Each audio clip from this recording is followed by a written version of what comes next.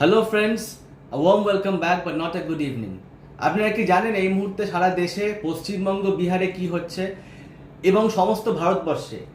I dare say Bengalis, specially poor Bengali Muslims, are being harassed, intimidated, disenfranchised in the name of NRC, CA and also Rohingya অনুপ্রবেশকারী immigrants, illegal immigrants এই নাম দিয়ে।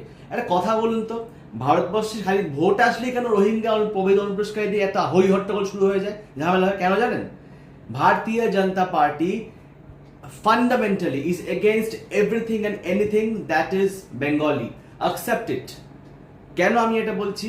আমি তর্কের সাথে ধরলাম সারা দেশে 1 কোটি রোহিঙ্গা ঢুকে পড়ে। যদি ওই ফিগারটা কখনো শুভেন্দু অধিকারী বলে 25 লাখ, এ বলে 50 লাখ, এ বলে 10,000, আজ অব্দি সরকার থেকে কোনো জায়গায় হলফনামা দিয়ে কি বলা হয়েছে?